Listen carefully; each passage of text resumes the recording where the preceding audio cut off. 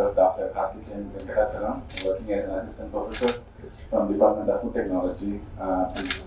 This campus is in Suratani, so we have 5 campuses. This is one close to Phuket, Krabi, if you know about those places. So you know this campus too. So if you are likely to go there, please welcome to my campus. This is my address and phone number. You can have it. I don't have a business card, so I have to make the slide like this. Okay. For today's presentation, my topic entitled Exogenous Nitric Oxide Treatment Impacts Antioxidant Response and Alleviates Chilling Injury in longkong fruit. So longkong fruit is the local fruit in Thailand. It is also grown around Southeast Asia. So it is a tropical and non-climatic fruit, and the species which we use here in Thailand is called Agalia duku grape. So if it goes to Malaysia and Indonesia, Myanmar, so it is called Agalia, Lancium domesticum co, Lancium domesticum jack. So there are many varieties, and it's called by different names also. So in Thailand we call longkong, it's in Malaysia duku, and Indonesia langsat, lamsan, so many names. So we keep it the longkong name here. So it comprises of 3 segments. Which will start from the peel, and then inside we have a 5 translucent flesh, and then covered by a dark green seed. So it has a unique mixture of taste, which is a combination of sour and sweet. So it also has a fruit nutty flavor. So it has lots of nutritional phytochemicals. So this fruit is completely consumable in terms of using as a health beneficial, like drug extraction. The flesh only can consumed by the consumer, but the other part like peel and seeds can be extracted and use it for medicinal purpose. Also, and so this is the cultivation and exportation. Longkong is being cultivated in this part of the world, especially in Southeast Asia. Thailand is naturally produced longkong, and followed by Myanmar, Malaysia, and Indonesia. So some literature said it is also produced in India. So actually I'm from India, so I work in Thailand for 10 years. So I never seen this fruit in India, so maybe the friends from India probably find it. And it's also produced in Australia and Puerto Rico. So the exportation, if you look at it, you can see it is being exported to the United States, but it only says in the literature, I never seen by person. And probably it can be exported to Myanmar, Hong Kong, and Bangladesh because it's nearby the border in Thailand. And so if you look at the cultivation, if you produce 100%, the only 35% of the fruit is being exported. Remaining consumed here like 35%, but another 40% or 30% is being wasted or spoiled because this fruit has a very limited shelf life. And previously, before when I came here, so the fruit was predominant. You can find it anywhere in the local shops or even supermarkets.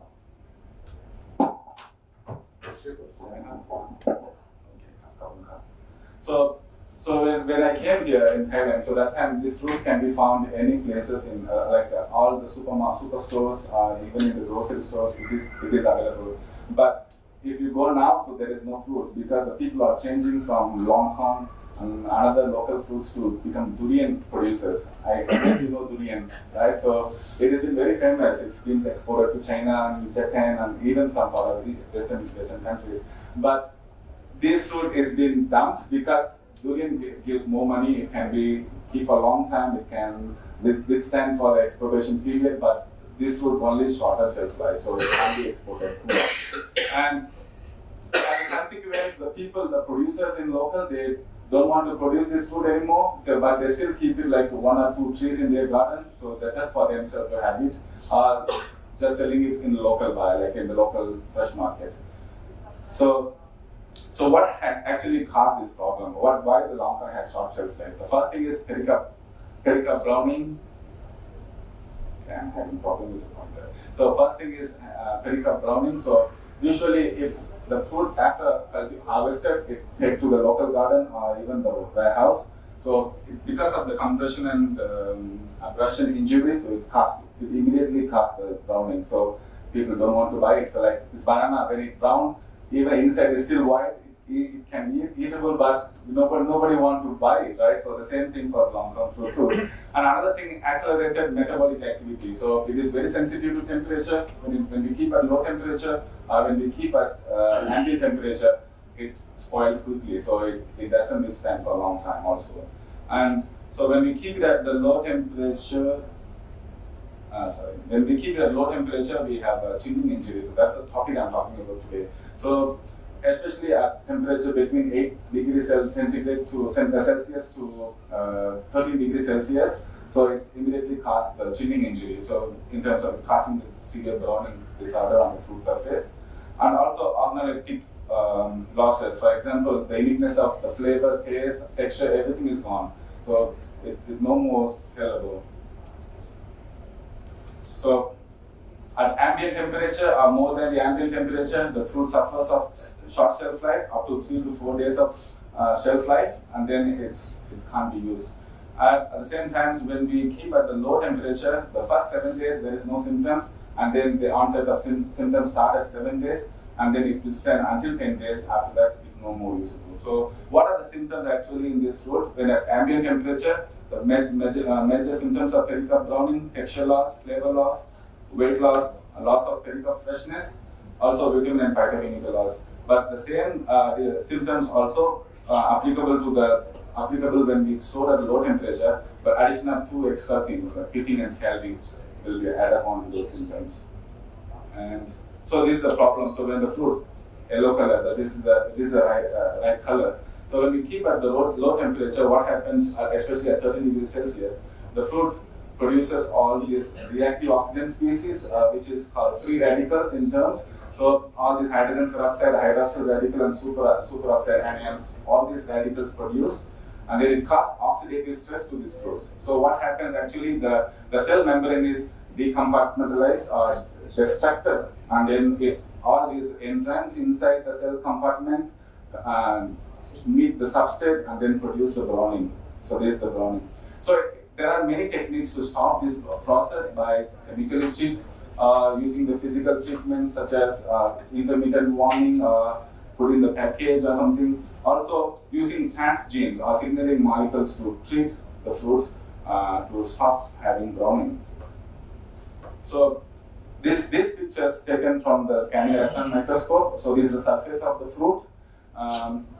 When the fruit has no damages, so we can see that the fruit has millions of trichomes, or small hair-like structures, only can seen by the scanning electron microscope. So when it is not damaged, it's fresh light, and then the cell compartment is intact, no problems.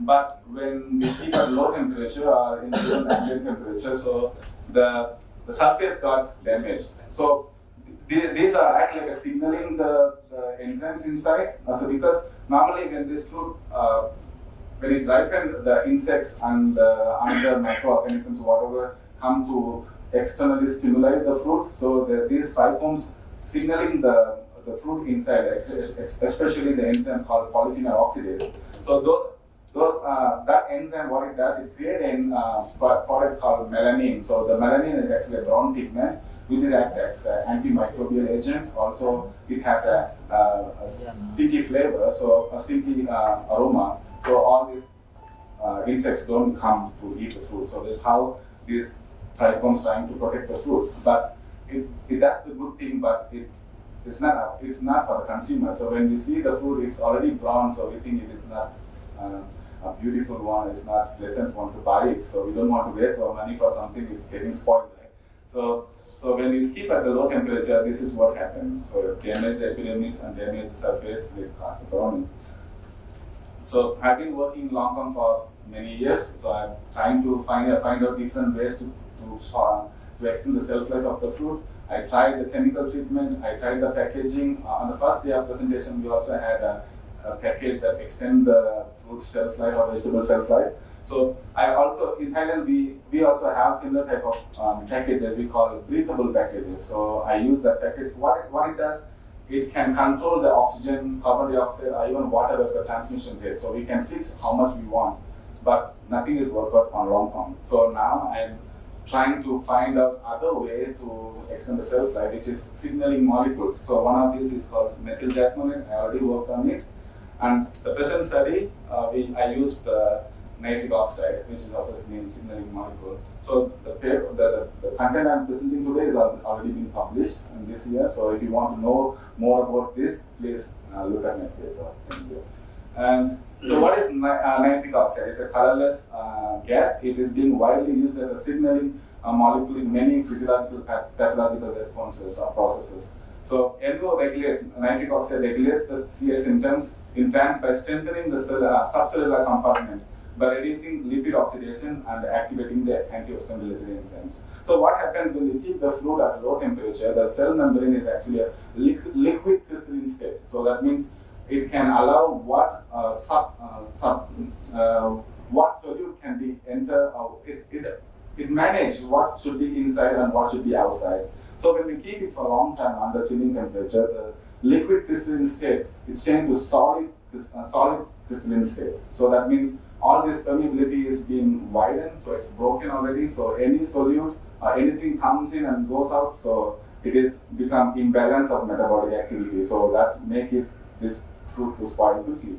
So that's what happened. So this nitric oxide trying to stop those lipid peroxidation because the cell membrane is made of lipids. So if lipid peroxide, that means the lipid is getting damaged, so it's easily to allow any solute inside and outside come in and go out. So nitric oxide regulates that, it stops that. So, but directly cannot apply nitric oxide into the fruit. So what we done here, so we're trying to use the donor, trying to find other chemical which produce the nitric oxide inside the fruit.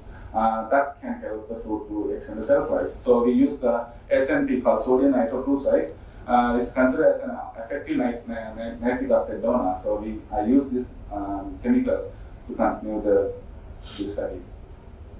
So I use different nitric oxide concentration objective, then different exogenous SNP concentration to check which concentration is suitable for controlling the chilling injury in this longkong fruit vector. So now you can see, I wanted to point out here, the fruit is intact on the tree, but still have the browning. So you can see here, this is all because of the insects come to hit on the fruit, then the fruit started producing the melanin to keep away the insects. But unfortunately, if this kind of thing, it can't be sold out in the market, so people don't want to buy it. So I go to the garden personally myself to pick the fruit and then take to the laboratory, and then what I did is I cut the fruit from the resin. For example, if you want to keep the banana for a longer time, so you buy the banana in bunches and you cut them from the resin, the stem end, and then you can keep it for more than a week without any troubles, without browning. But if it is injected in the bunch itself, just 4 days it will be spoiled. So you can try at home. So the same thing I tried here. So it's attached in the bunch. So I cut them carefully, individually. So after that, I choose them. The damaged one I throw away, so I only use the good one. After that, wash in clean tap water and then subject to treatment. So what the treatment? We have 4 treatment groups. One is a control which has no SNP. Then another one has 10, 20, and 30 millimole per liter, respectively. There are 3 other treatment groups. So after that, I mix the chemical in the solution, DA water for thoroughly, and then I submerge the individual fruits inside for 20 minutes, and then I take them out and then dry them in the ambient temperature, and in a perforated bag, I keep them 500 grams each bag. I keep them and then stored at 13 degrees C and 85% humidity.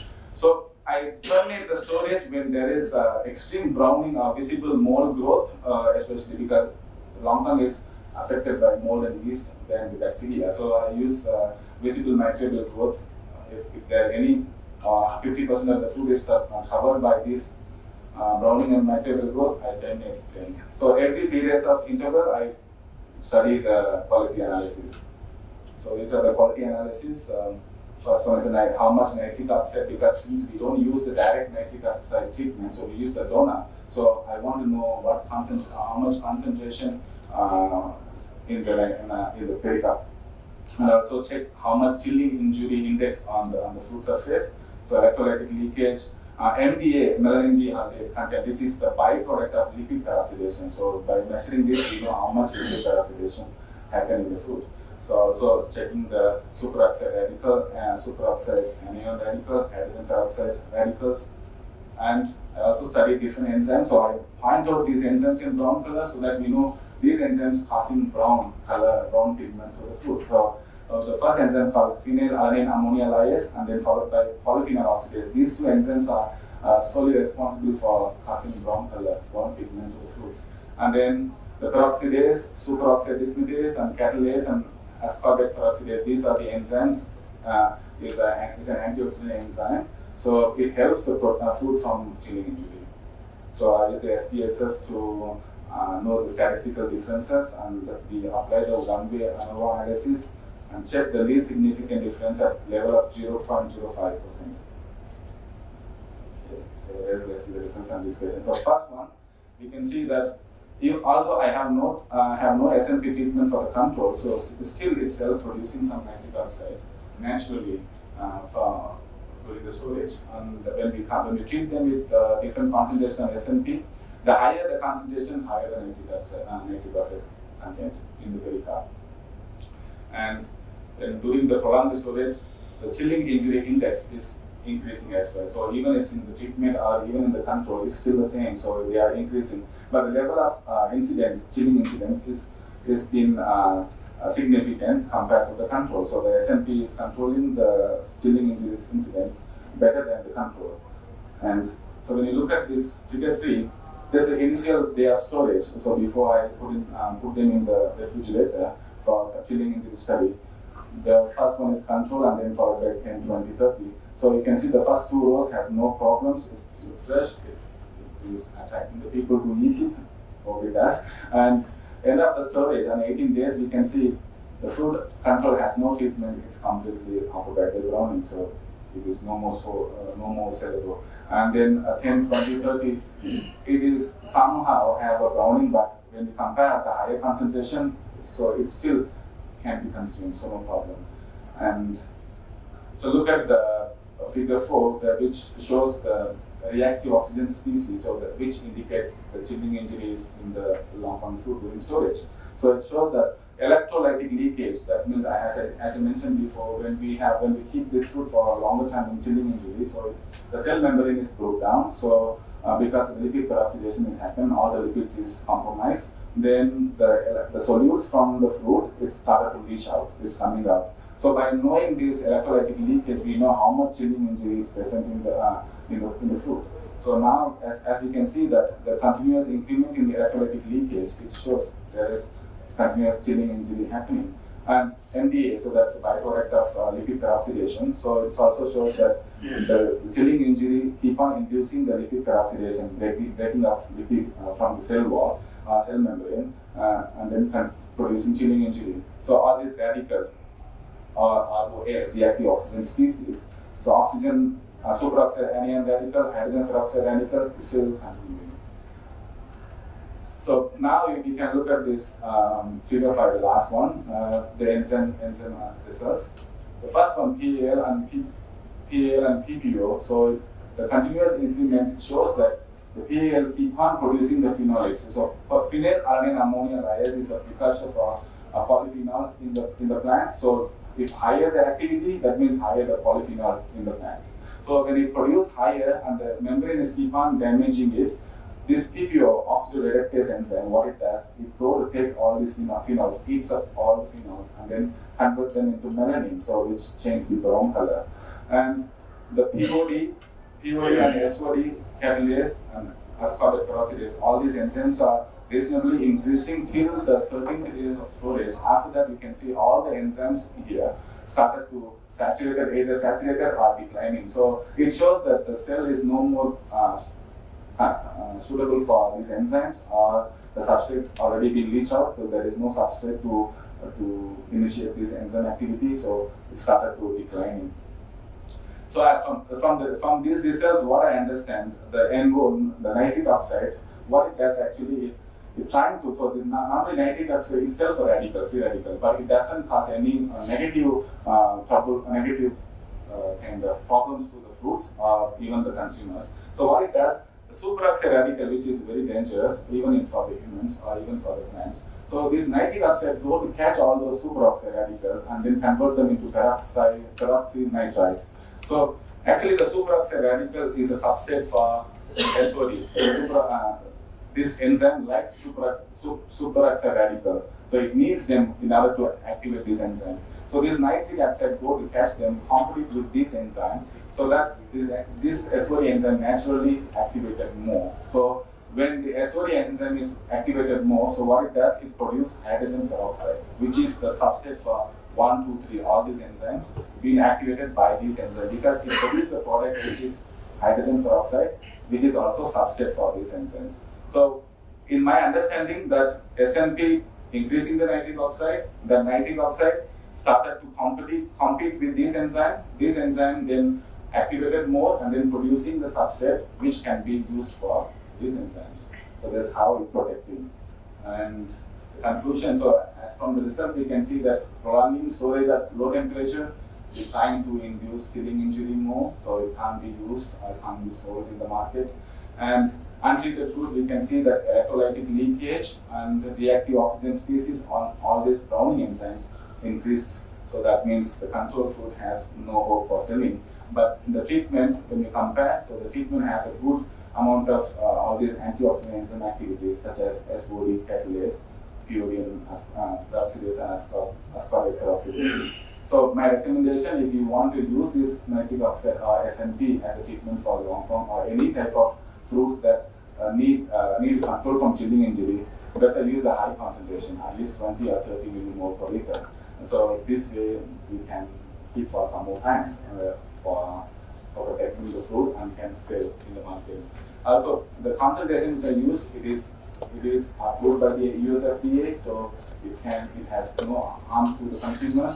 So actually it can be used up to 60 millimole, but I use only 30, so that I want my consumer to be more safer. No need to go to the top level of limit, like a high limit, and then get troubles. Better use in the middle of the way. Okay. So I would like to acknowledge my university for funding this project.